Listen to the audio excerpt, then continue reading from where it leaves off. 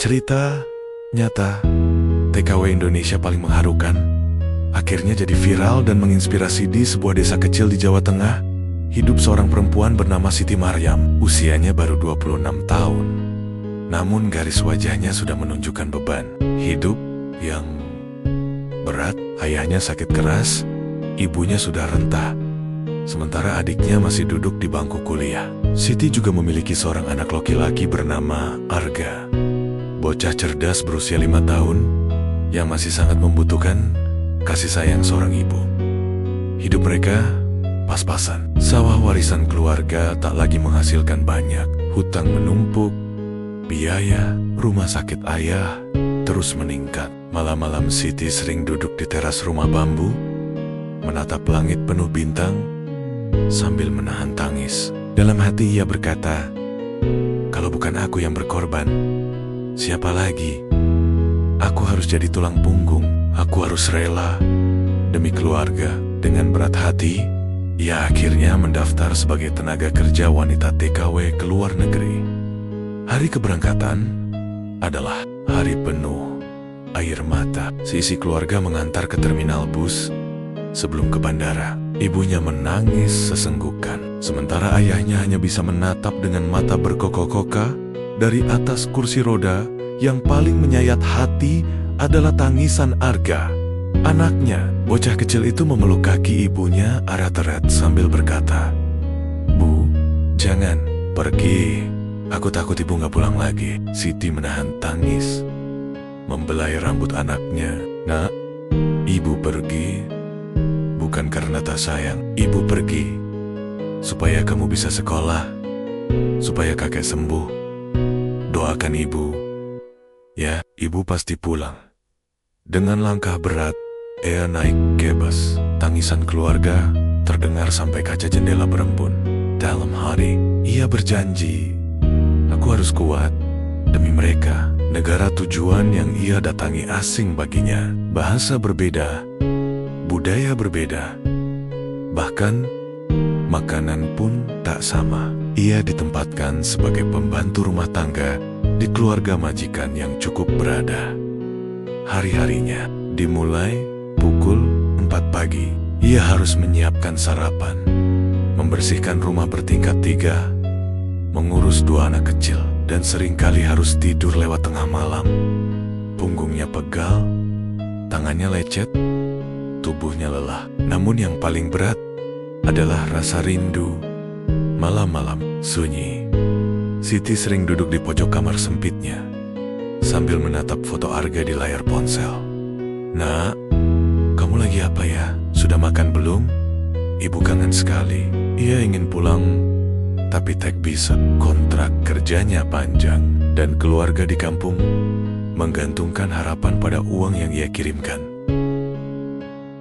Tantangan dan pengorbanan, tidak semua hari berjalan baik. Ada masa ketika majikannya marah karena hal sepele terlalu panas, masakan kurang asin, atau anak kecil yang rewel. Siti hanya bisa menunduk, menahan air mata. Pernah pula gajinya ditunda berbulan-bulan, namun Siti tak berani melawan. Ia tahu, sedikit saja ia keras kepala, bisa jadi ia dipulangkan tanpa sepeser pun. Di sisi lain, surat dari kampung terus berdatangan. Ibunya menceritakan kondisi ayah yang semakin memburuk. Biaya berobat tinggi, sementara adiknya hampir putus kuliah karena kekurangan dana. Setiap membaca surat itu, semangat Siti justru membara. Ia bekerja lebih keras, menahan lapar, menahan sakit, hanya agar bisa mengirimkan uang lebih banyak. 3 tahun terasa seperti seabad. Rambut Siti mulai menipis karena stres, kulitnya semakin kusam. Namun ada sedikit tabungan yang ia simpan dengan rapi.